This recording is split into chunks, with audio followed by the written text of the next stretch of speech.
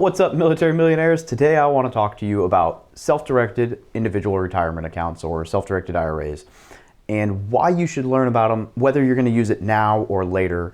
And I want to preface this, I probably don't touch on this much in the video, but I wouldn't recommend that you look at it if you're still active duty. I think the Thrift Savings Plan is incredible, and you can always roll your Thrift Savings Plan over. Maybe you do both, but I definitely wouldn't just move your IRA. I wouldn't take your TSP and move it into a self-directed IRA when you're gonna pay fees on it. Once you leave the military, you can roll it without all those fees, and I think that's a better play. So we can get that out of the way if you want specifics on that. But I think this is a really powerful strategy. I'm actually looking to start one on the side, and then eventually I may or may not roll money in, depending. I like having some diversification and having my TSP there. So we'll see, maybe I have a separate. Either way, we're gonna talk about what a self-directed IRA is, why they're awesome, and some different styles and some things that you need to watch out for so that you're not creating prohibited transactions. And I think this is gonna be very good. This is much requested. A lot of people wanted me to write about this and make a video about this. And I'll tell you, the blog post took me like 5 or 6 hours because I was doing a ton of research while I was putting it together, and I learned a lot about this. So I appreciate that, and off to the intro.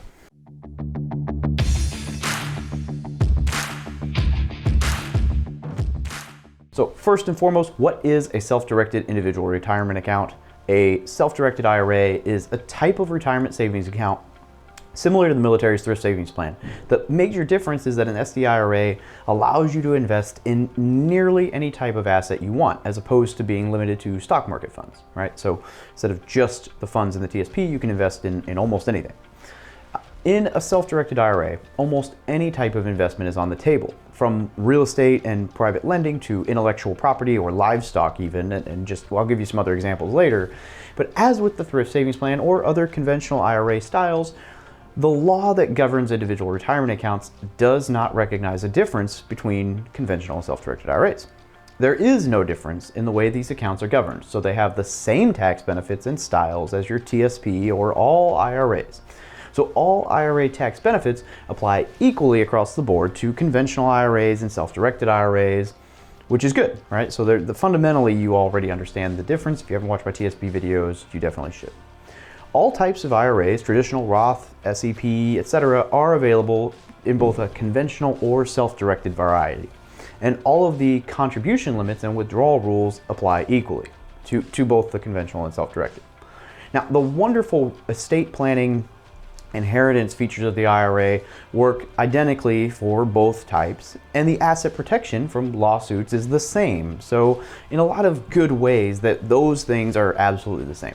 The major difference is in the IRA company or the custodian that you choose to use. So the majority of IRA custodians in the US choose to invest in securities like stocks or bonds, which is more of the conventional asset of choice for IRAs, like the Thrift Savings Plan, which invests in stocks and bonds, right? So that's a conventional IRA. A self-directed IRA is simply an IRA opened with a self-directed custodian. They fall under the same laws, but the custodian has chosen to allow investments in more asset classes. So in a conventional IRA, you can buy stock in a company like Tyson that sells meat products. On the other hand, in a self-directed IRA, you could, I don't know, buy real estate in order to raise chickens, own trucks or equipment that are leased to farmers and others in the supply chain, invest in research and development, and then license your patents to meat processing plants. And you could also just buy stock in a company like Tyson if you wish. So there's a whole lot of different opportunities for ways that you can invest in different asset classes around that business. So ultimately, your imagination is the biggest limiting factor with a self-directed IRA, and that's good for most of us if we have a good imagination. So why you should or should not use a self-directed IRA? A self-directed IRA might be the right choice for you if you are looking to invest your retirement account in asset classes other than stocks and bonds. It might also be right for you if you are a savvy investor who is knowledgeable about various investment strategies. A self-directed IRA might not be the right choice for you if you're going to take unnecessary risks with the money in your IRA. It might also not be right for you depending on the amount of money you will be penalized for rolling your money into the new self-directed IRA custodian, and it might not be right for you if you want a hands-off approach to investing, right? So self-directed, you're going to need to be more involved. Now, with a self-directed IRA, you will need to have a better pulse on what your money is doing, as opposed to with the TSP where you can just set it and forget it, right? You can just leave it. So ultimately, If you're nervous about the risk a self-directed IRA presents because you're the kind of person, or because you're the person that directs what assets it buys, perhaps you should just stick with the conventional IRA and just enjoy the fact that it's simple and automated. If you are not willing to accept the responsibility of finding your own investments and managing your portfolio personally, I would just stick with the conventional IRA. So don't use a self-directed unless you have a clear idea what you're going to be investing in, and you understand that when you're not currently invested in something, you're not earning interest on it. So you need to be continually moving that money. So Brian Ellis says that these 3 little questions can help ensure that you don't break the guidelines for investing with your SDIRA.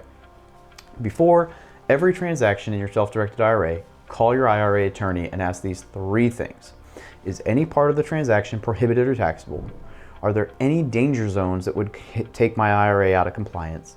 And at what milestone should I have you review the transaction? Again, that's it. If you ask those questions to a good IRA attorney before every transaction, and then you follow their advice, you'll be solid. So, what can you buy in a self-directed IRA? There are a ton of assets you can purchase in self-directed IRAs. Here are just a few examples to get the creative juices flowing. You could buy real estate. You could invest in pre-IPO companies. You can buy promissory notes, so like private lending for real estate or whatever. You can buy cryptocurrencies. You could buy precious metals. You could buy patents, copyrights, trademarks, heavy equipment, intellectual property, private businesses, hedge funds, invest in private equity, tax lien certificates, livestock, and the list goes on and on and on. Look, the law only prohibits 2 specific asset classes: life insurance and collectibles like art, antiques, stamps, coins, things you collect. Now, under the collectibles is also certain other tangible personal property. So the tangible personal property bullet that the IRS lists means that they can add to the list of collectibles, which is all the more reason to consult an attorney before you purchase tangible items in your self-directed IRA. Now, outside of insurance and collectibles, you can self-direct your IRA funds into a myriad of investments. So it's, if you're a creative individual like I am, this should get you fairly excited. However, I must reiterate, you shouldn't buy assets you don't understand, right? Don't just jump into shiny object syndrome because you can invest your money somewhere other than stocks. You also need to understand what disqualified persons are. This can get you in trouble. So the one rule that renders all other considerations invalid is that your IRA's assets must never be used to benefit a disqualified person. If your IRA transacts business with or directly benefits a disqualified person, then it is guilty of what's known as a prohibited transaction. Now, prohibited transactions can be and usually are absolutely catastrophic for your IRA, so do not make this mistake. A prohibited transaction, even accidental, can eliminate your IRA. Yes, it's that serious. Like it can just gone. For this reason, you must avoid any transaction with a disqualified person. As always, consulting a good attorney, IRA attorney, is a smart move before making any transactions. Now, here's a list of some of the disqualified persons. So you, the owner, you're a disqualified person. Related entity, meaning like any businesses or organization on which you or a family member have a substantive ownership or influence. Most of your family, your ancestors or descendants, and their spouses. IRA account professionals, so your account custodian or anyone providing services connected to the IRA. You must never use your IRA in a way that brings any of these individuals personal benefits. For example, you cannot live in a house that is owned by your IRA. Sell assets to your IRA, buy assets from your IRA, use your IRA as collateral for a loan. There are a lot of weird ways that you could end up triggering the prohibited transaction designation.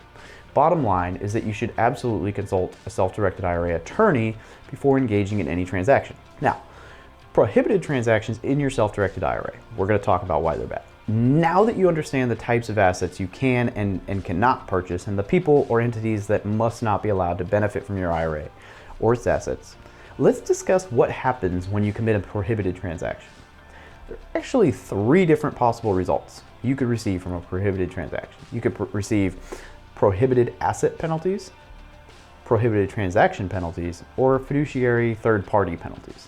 Now, any one of these could be catastrophic, but prohibited transaction penalties are the most common and, unfortunately, also the worst. First, we're going to talk about prohibited asset penalties. Basically, if your self-directed IRA purchased any prohibited assets, it will be subjected to mandatory partial distribution. Basically, the IRS will force you to distribute, withdrawal, an amount of money equal to the size of the transaction, meaning you will be forced to pay income taxes, early retirement, early withdrawal penalties, and interest on the money. Assuming you're below the 59.5 years of age, you could easily end up with a tax bill of over 40% of the amount that you spent on the prohibited asset.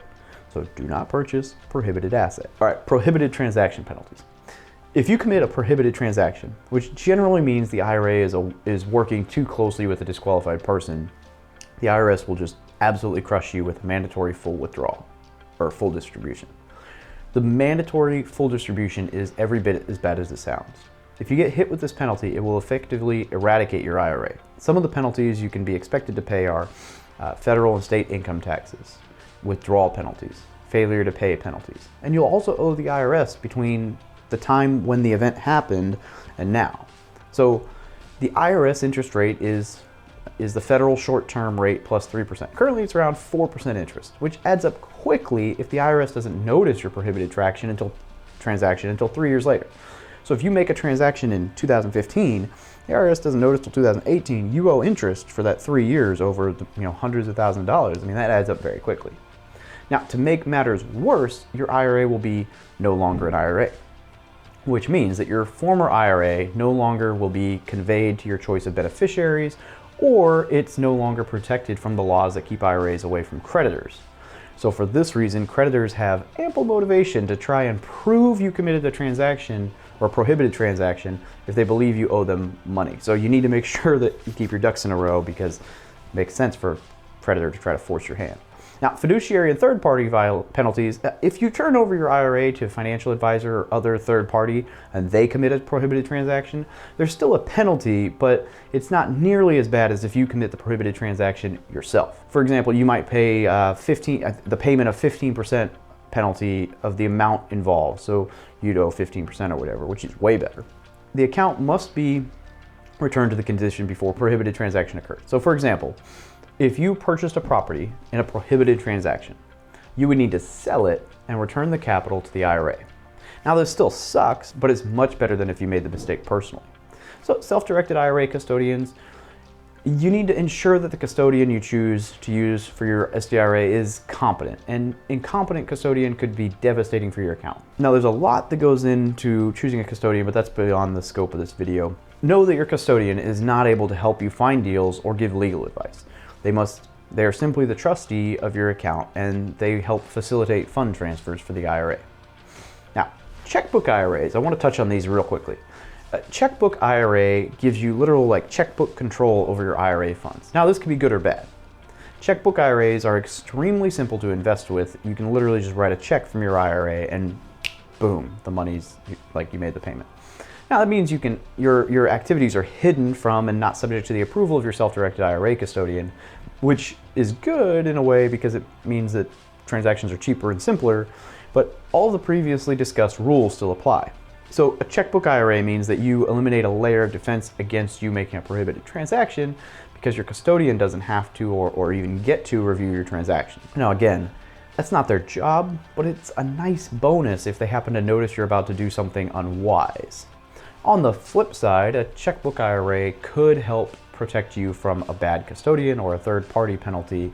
And the best thing about checkbook IRAs is that they have lower fees, provide independence from your self-directed IRA custodian, they allow you instant access to your capital, and they can substantially reduce the effect of a prohibited transaction. As with anything though, there are some disadvantages to a checkbook IRA. So if you use one, you'll be on the hook for keeping your own records, insurance, asset protection, and all that other stuff that a non-checkbook self-directed IRA custodian might do for you. So this can be good and bad depending on your situation and knowledge level, but you need to hire an experienced IRA attorney in order to set up your checkbook IRA and the LLC that it will own. I did a lot of reading, but look, this is a very complex, and adding or omitting the wrong clause when establishing the operating agreement for your LLC could have you operating with prohibited transactions from day one if not done right. So just see a really experienced attorney for doing this. It's just not ideal to mess with that. So hire an experienced IRA attorney to set this up for you, and ultimately the checkbook IRA is very powerful but also very risky. I definitely don't recommend it unless you are extremely well versed in the strategy and you have a specific need for it, right? Like if you're paying really high transactional fees for real estate or whatever. Self-directed IRAs allow you to invest your retirement savings in practically anything. So ultimately, a self-directed IRA requires more attention from you than the Thrift Savings Plan.